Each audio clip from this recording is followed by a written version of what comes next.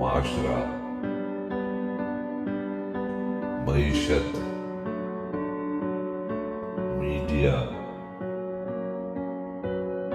مذہب اور ماں۔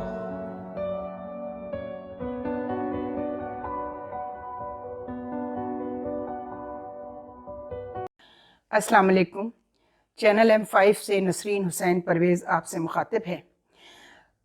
جناب، شادیوں کا ذکر چل رہا ہے کہ کتنی رقم خرچ ہوتی ہے اور کتنی تحفوں اور سلامیوں میں ملتی ہے۔ کس کو؟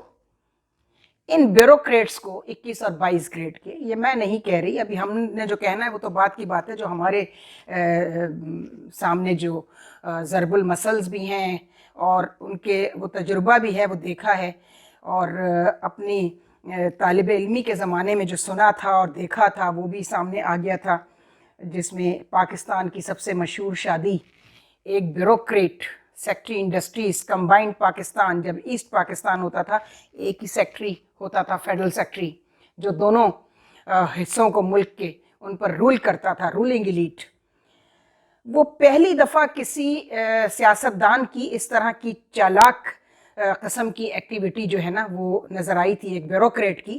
نام تھا ان کا SS جعفری، داماد تھے ان کے کمال اصفر، پیپلز پارٹی۔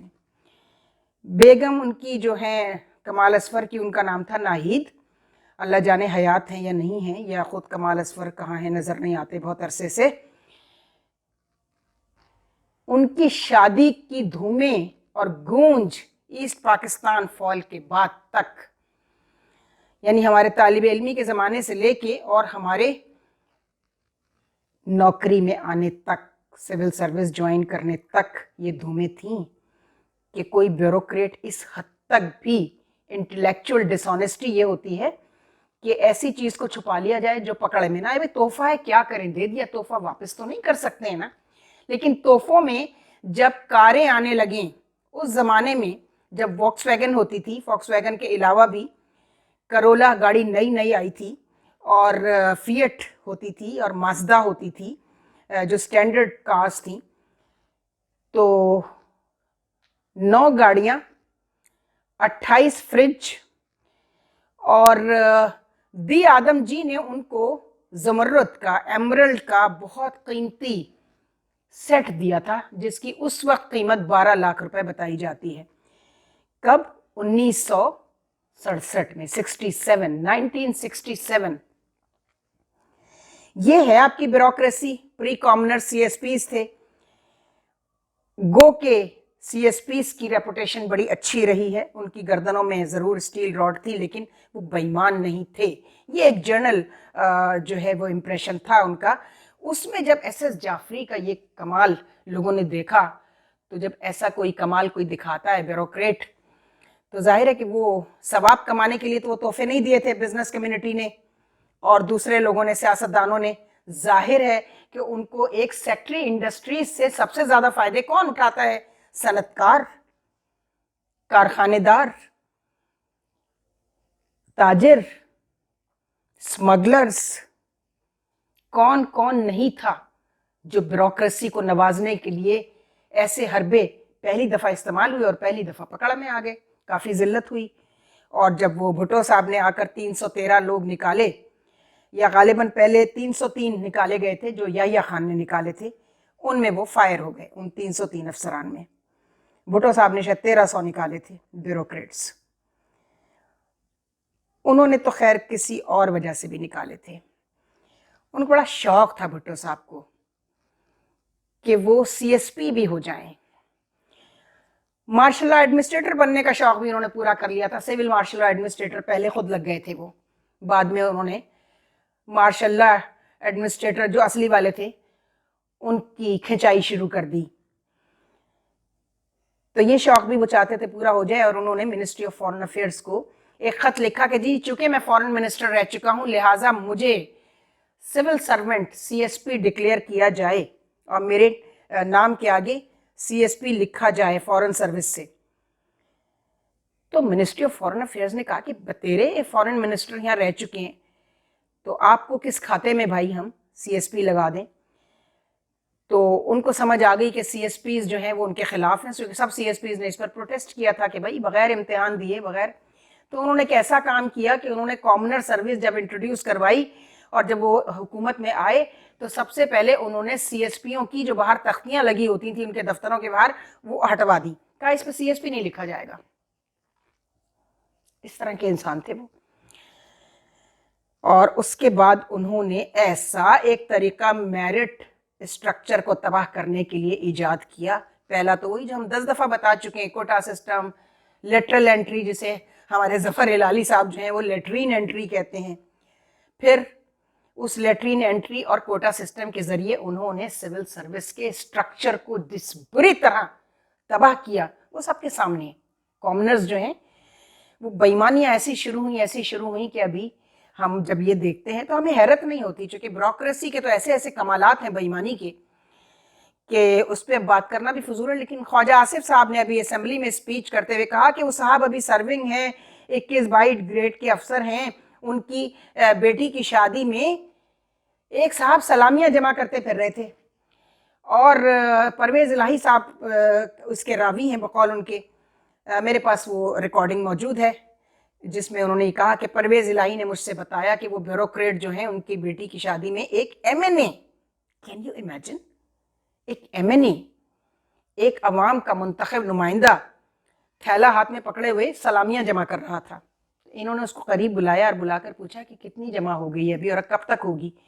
تو انہوں نے کہا کہ 1,72,00,000 روپے تو سلامی جمع ہو چکی ہے ابھی، اور ابھی یہ سلسلہ جاری ہے جب تک شادی چلتی رہے گی، کھانا وغیرہ لگے گا، مہمان آتے رہیں گے اور یہ سلامیاں جمع ہوتی رہیں گی. اس کے بعد انہوں نے ایک دوسری شادی کا ذکر کیا جس میں بلینز آف روپیز جو ہے نا سلامی میں آئے تھے، اور ان صاحب کا نام انہوں نے لیے بغیر کہا. وہ صحافی پہلے بھی بتا چکے تھے، جناب قمر باجوہ صاحب کے بیٹے کی شادی میں اسی طرح سلامیاں دی گئیں جو بلین میں تھیں، 1 بلین سے زیادہ تھیں. ہم اس پہ کیا کہیں، سیلف ایکسپلینیٹری. جہاں یہ صورتحال ہو کہ اس سلامی سے یہ جو 1,72,00,000 کی مثال اگر لے لیں ابھی، تو کتنی غریب لڑکیوں کے جہیز، گھر کی ضرورت کی چیزیں انہیں دی جا سکتی ہیں. غریب کیا، بیچاری مڈل کلاس کا یہ، اب تو غریب کو تو چھوڑ دینا، میں مڈل کلاس کی بات کر رہی ہوں. انہیں گھر کی ضرورت کی اشیاء ہر ایک دیتا ہے اپنی بیٹی کو جہیز کے لیے، جو اس کو نیا گھر چلانے کے لیے کام آتی ہیں. کوئی شرم ہے آپ میں؟ عوام کی خدمت کا رونا روتے ہیں آپ. یو آر پبلک سرونٹ، نوکر، اور اس میں بھی نوکر شاہی، نام کے ساتھ شاہی بھی لگا لیا. تو میں نوکروں سے مخاطب ہوں. بیوروکریٹس کون ہوتے ہیں؟ عوام کے نوکر ہوتے ہیں. لیکن ہم نے تو ان کو ساری زندگی عوام کو اپنا نوکر سمجھتے ہوئے دیکھا ہے. تو بھیا تیار ہو جائیں، بہت برا وقت آ رہا ہے اس ملک پر. اتنا برا وقت آ رہا ہے کہ یہ جتنی نوکر شاہی ہے نا، یہ سب. ابھی غلام دستگیر خان کے بیٹے کی یا بیٹی کی جس کی بھی شادی تھی، اس میں سوشل میڈیا پر وائرل ہوئی ہے وہ کلپ. سونے کے سکے نچھاور کیے جا رہے ہیں، سونے کے سکے، گنیاں. لعنت ہے تم لوگوں کے اس پیسے پر جو تم نے عوام کے ساتھ جو ہے نا دھوکا کر کے ان سے ووٹ لے کے، اور تم نے اس لوٹ مار کے پیسے سے تم نے ملک کو کہاں پہنچا دیا، کہاں پہنچا دیا ہے تم نے. پھر بھی کھڑے ہو کر اسمبلی میں خواجہ آصف صاحب آپ جو ہیں وہ فیور کر رہے ہیں ان سیاستدانوں کو. ہاں ہم ہیں، کچھ سیاستدانوں سے ہم بھی واقف ہیں. نوابزادہ نصر اللہ صاحب ہیں، فخر امام صاحب ہیں، اور بہت سارے لوگ ہیں پرانے لوگوں میں جن کے لیے ہم ابھی آپ ہی کی پارٹی کے مشاہد حسین سید. کوئی داغ دھبا ایسا نہیں ہے، کچھ نہیں، کوئی ایسی فضول بکواس نہیں جس پر انگلیاں اٹھ سکیں. اور آپ نے فرمایا کہ فیڈرل لاجز سے لے کے، پارلیمنٹ لاجز سے لے کے اسمبلی تک پیدل آتے ہیں بیچارے.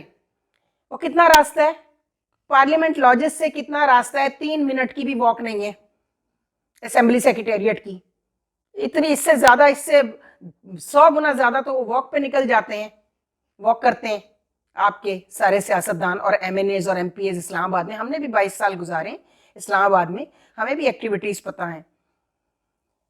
یہ اس طرح کی بات کر کے آپ کیا بتانا چاہتے ہیں؟ آپ ایم این ایز کے اس طرح، آپ ایم این ایز کا فیور لینا چاہتے ہیں؟